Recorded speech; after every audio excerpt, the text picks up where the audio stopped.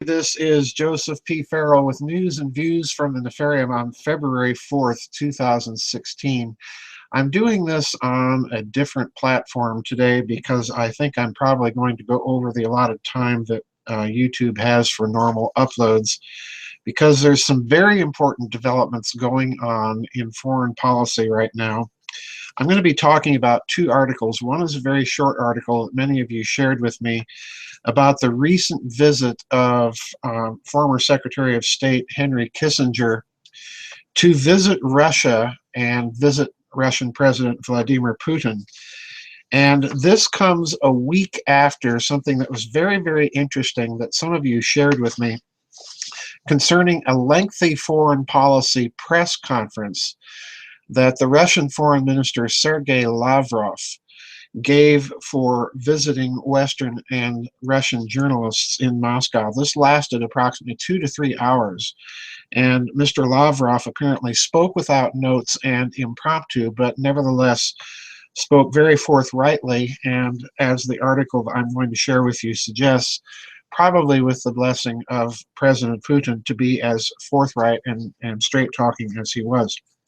So all this casts the visit of former Secretary of State Kissinger to Russia in a very interesting light. And I'm going to suggest that the context that you should understand both of these things in is that Henry Kissinger, as you'll notice, and I blogged about this a few times last year and the year before, Kissinger broke with the hardline approach to Russia in the wake of the Ukrainian coup, which again was an American-sponsored coup. This is largely all American neoconservatives' doings. And Kissinger broke with that policy and said, look, we need a policy of more cooperation with Russia rather than, pardon me, confrontation. And he was breaking with Zbigniew Brzezinski. And at the time, I suggested that this was a reflection of a very, very deep break, a deep fissure within the policy-making circles of the American deep state. I suspect, therefore, that what Kissinger was doing, as I'm going to read this article, is that he is doing unofficial back-channel diplomacy and discussion with the Russian president, representing those interests in the United States that are questioning the general policy direction that this country has been on, more or less since 9/11, and more particularly since the Obama administration took over. This story appeared in TASS, and it reads this way: Russian President Vladimir Putin has held a meeting with former U.S. Secretary of State Henry Kissinger in his Novo-Ogaryovo residence outside of Moscow, the Russian presidential press secretary Dmitry Peskov said on Wednesday. Kissinger, age 92, a former U.S. president's national security advisor and former chief of U.S. diplomacy, initiated the policy of détente in relations with the United States and the former Soviet Union. In 1973, he was awarded the Nobel Peace Prize. Peskov said earlier on Wednesday that the meeting of the Russian head of state with the American diplomat was a continuation of their quote-unquote friendly contacts. Today, a friendly dialogue between Putin and Kissinger will continue in Moscow, Peskov said, adding that they have long-lasting relations and always keep in touch. Putin praises this opportunity to discuss current issues of foreign policy and exchange on the prospects for, key phrase here, the prospects for further developments. According to media reports, Putin and Kissinger have held more than 10 meetings. In October of 2013, receiving the U.S. former Secretary of State in Moscow, the Russian president said that Russia always pays a great deal of attention to Kissinger's views on the development of the political situation in the world. Now, the context of that, again, I want to suggest to you, is that this is unofficial, quiet, back-channel diplomacy. There's no hint of this in either the Russian reportage of this event, and to my knowledge, not in any of the Western press that I've been able to examine that has even mentioned the story. But I do view this as unofficial back-channel diplomacy and negotiation, feeling out the more moderate elements of the American deep state. Now, the reason I think that is that this comes after this very important press conference that the Russian Foreign Minister Sergei Lavrov gave last January 26th, so not all that too long ago. And I'm going to be linking this article in the YouTube version of this video and on the website so that you can see both of these articles. This other article is quite a lengthy article. It's from Russia Insider. And I want to link it to you. I can only cover some of this article's aspects on what I think is going on here, because it's quite a lengthy article. But I want to read to you the significant paragraphs here that indicate that there has been a huge sea change in Russia's foreign policy. And I think this is the reason that Kissinger has gone over there, because they realize that the previous game of trying to rein in Russia, surround it with NATO, expand NATO into the Eastern European states, the whole Ukrainian crisis, again, I'm sorry, folks, but I do believe that was entirely of American manufacture, and more particularly entirely of neocon manufacture. We've had the Russian intervention in Syria, which so far has proven to be rather successful.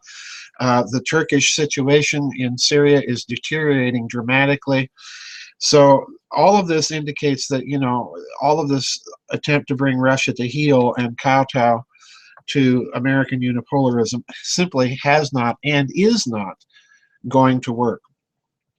Now let me read from this article that's titled, "Russia's Had Enough. No more business as usual with the U.S."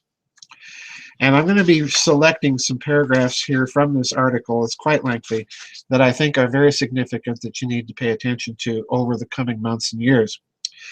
Quote, Russian Foreign Minister Sergei Lavrov gave a remarkable press conference that was entirely ignored by Western media. For Russia, there will be no more business as usual with the European Union or the United States. Now, those are exact words from Foreign Minister Lavrov. A new stage of history is dawning, which can develop only on the basis of equal rights and all other principles of international law. Now, please note that what equal rights here means for the Russian Foreign Ministry is the equal rights of sovereign states. Okay, this is a huge part of what the Putin regime in Russia has been saying for the past few years. And by this, they mean two things, and I hope you pay attention to what the Russians are really saying here. Number one, they're saying that the sovereignty of independent states has to be respected. You cannot go in with an agenda of regime change just because you don't like the regime or its culture. But number two, and much more importantly, this is a very subtle message that the Russians have been sending for the past few years against the globalist view that the nation state itself is obsolescent and has to fade so that we can have a wonderful global corporate fascist government such as we've been seeing emerge in the West. This is a key component of the Russian message, and people are not appreciating its significance. All right, now, with that introduction in mind, Lavrov goes on to point out that his press conferences, while attended by all these Western journalists, never get reported in the Western media. Listen to what he says. To the best of my knowledge, not a single report of the event has appeared on major online American, French, British, German newspaper portals or on television channels. This was not for lack of substance or newsworthy sound bites, including the headline, "No business as usual" remark.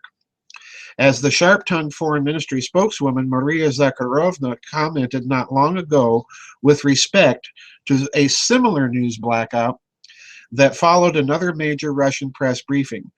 What are all these accredited Western reporters doing in Moscow if nothing gets published abroad? Do they have some other occupation? So in other words, right there in the press conference, this is the first thing that you'll notice. They're calling out the hypocrisy of Western media not reporting on major events that Western journalists are invited to, and major events where the Russian foreign minister himself is outlining sweeping changes and new attitudes within Russian foreign policy.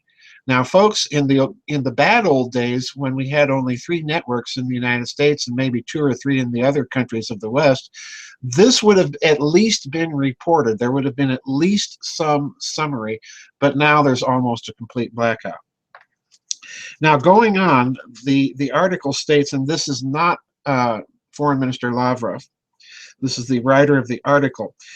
Quote, what I noticed in the television broadcast on Russia's Первый Канал and then in the transcript was both how well prepared Lavrov was to deal with the plethora of issues and how he gave detailed answers that went on for many minutes without making reference to any notes. Secondly, it was obvious he spoke more freely, using fewer diplomatic euphemisms than I have ever seen before. I conclude that he was given a nod by his boss, Vladimir Putin, not to hold back, to speak with perfect clarity. Given his experience as one of the longest-serving foreign ministers among the major powers and his innate intellect, Lavrov delivered what sounds at times like dictation for essays in proper written Russian. Now, let's get to the meat of what Lavrov said, according to this article. He said, first of all, or he outlined, first of all, that with respect to one country, this is the author of the article, the USA, Russia's bilateral relations transcend the minister's in-basket of contingencies. Indeed, the whole Russian foreign policy is really about relations with the USA. That is the logic for my choosing the first 2 of the 3 passages in quotation marks below. The third passage on sanctions would seem to be more about relations with the European Union. I selected it because of the issue of lifting sanctions will surely be a key foreign policy issue facing Russia in the first 6 months of this year. And behind it all looms the U.S. position on the question. Where it was appropriate to summarize to avoid repetition of argumentation, I've done so with my own text in italics. So now, listen to this. To the question, is a reset of relations with the United States possible in this final year of Barack Obama's administration? Now listen to Lavrov's response. Listen carefully. Quote, we gave a rather constructive response to the reset. We said that we appreciate the decision of the new administration to correct the errors of its predecessors. We achieved quite a lot: the New START Treaty, the entry of Russia into the World Trade Organization, an array of new agreements on various conflict situations. But somehow this quickly began to drop back to 0. Now everyone, including our American colleagues, is telling us, quote, just fulfill the Minsk Accords on the Ukraine and immediately everything will return to normal. We will immediately cancel the sanctions and tempting prospects of cooperation will open up between Russia and the United States over much more pleasant issues, not just in the management of crises. Right away, a constructive partnership will take shape, unquote. Now that was Lavrov mimicking what the Russians have been told about what they should do to get the sanctions lifted. Now this is Lavrov commenting on that. Quote, we are open for cooperation with everyone on an equal, mutually advantageous basis. We do not, of course, want anyone to build their policy based on the assumption that Russia and not the Ukraine must fulfill the Minsk Accords. In other words, he's signaling right there that the unipolarism and unilateralism is over, all right? Number 2, he says, it is written there who must fulfill them. I hope that this is well known to the USA. In other words, Russia is not going to budge one little inch until the West budges. And that has to mean that the Ukraine has to do certain things. And we'll get to those in a minute. It is written who must fulfill them. I hope this is well known to the USA. At least my latest contacts with U.S. Secretary of State John Kerry, the contacts of Deputy Secretary of State Victoria Nuland, with assistant to the Russian President Sukharov, indicate that the USA can sort out the essence of the Minsk Accords. Grosso modo, everyone understands everything. So in other words, he's tossed the ball back into the United States' court. Now, that's significant, folks, because that means that the sanctions, quite frankly, are not working. Now, Lavrov goes on to give a little history lesson about when the relationships began to deteriorate. And his history lesson here is very, very instructive. Listen carefully. He says, quote, "This all began when there was still no Ukraine, although they now try to lay the blame on violations of OSCE principles. Everything that is going on between the West and Russia is explained by the fact that Russia did not fulfill its obligations, did not respect the world order, which was put together in Europe after the Helsinki Act, and so on.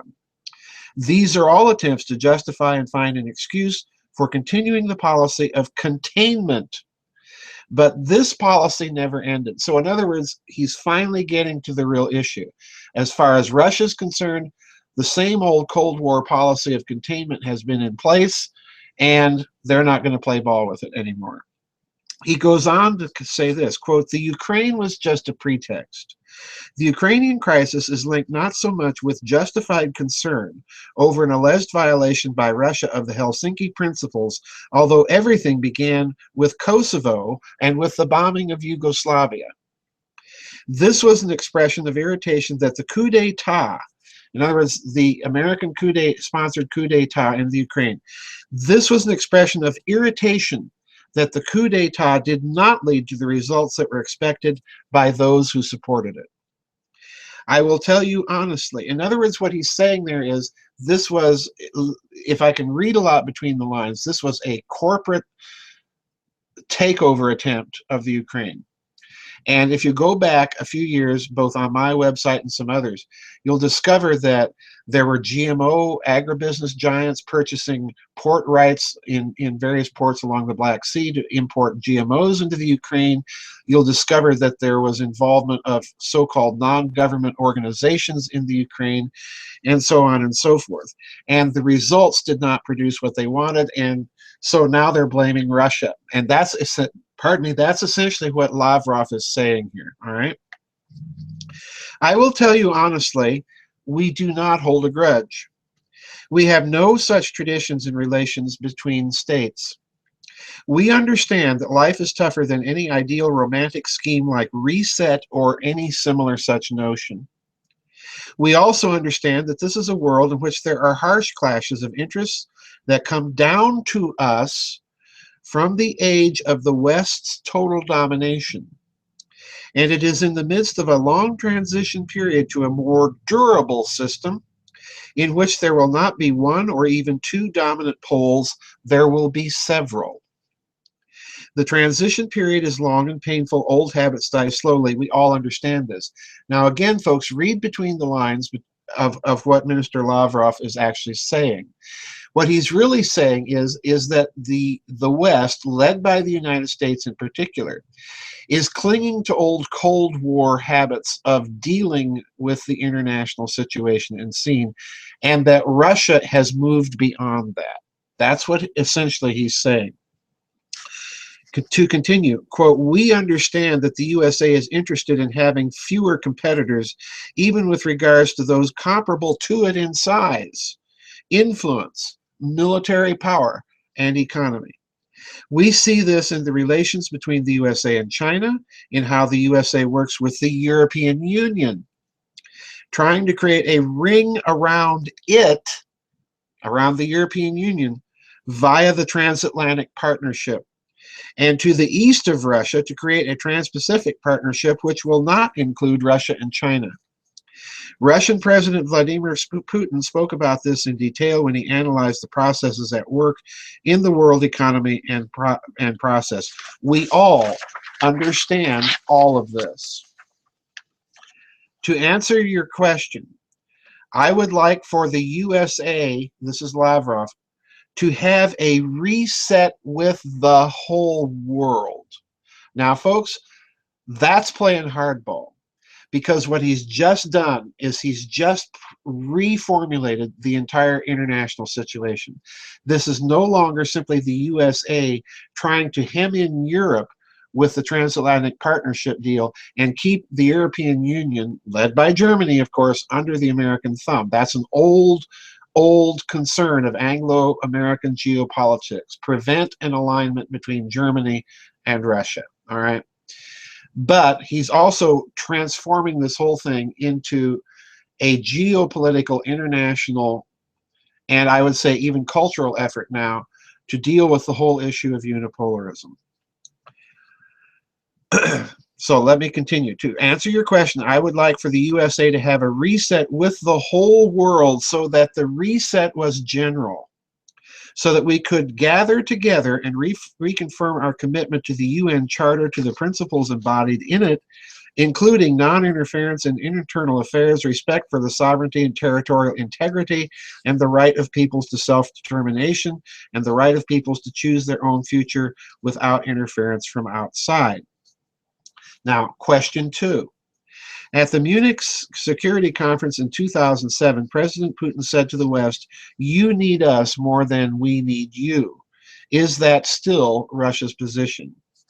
Now listen to Lavrov's very careful response. Quote, "Ideally, we both need one another to face the challenges and threats." In other words, I think what that was code for international radical Islamicist terrorism, all right? Now, if that reading is correct, this means that we should see some slight changing of relationships between Russia and Iran. But that's a guess, folks. The reality is different. The West comes to us much more often for help than we come to the West. As a response to Western sanctions, we are striving now to be self-sufficient and promoting import substitution. In other words, Russia simply is not going to cave into the sanctions, folks. That's what he's telling you. We are not trying to cut ourselves off from the world. We are ready for cooperation so long as it is based on equality.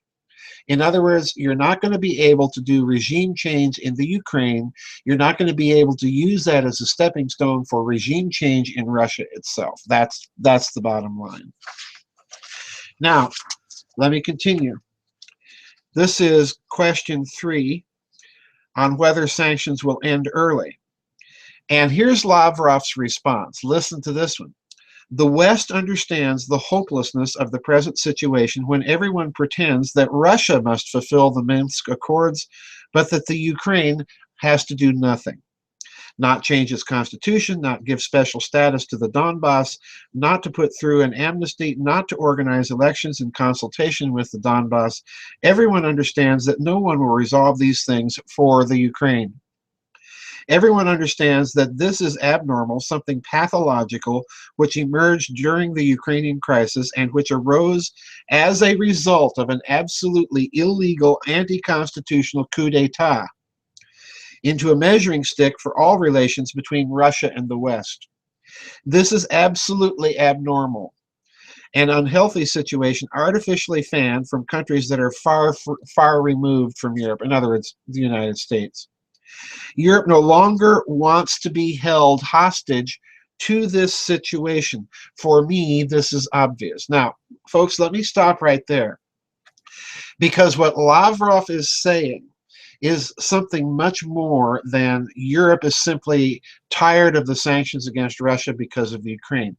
What he's really saying is that Europe is tired of having to do everything that Washington wants it to do. So in other words, the Ukraine is the pretext, just as he said earlier, for sweeping changes, all right? Now, let me finish out with a couple of very, very significant things that end this article. And this is the article author again. "The wished-for new system will be one built on full equality of relations between states, respect for their interests, and non-interference in internal affairs."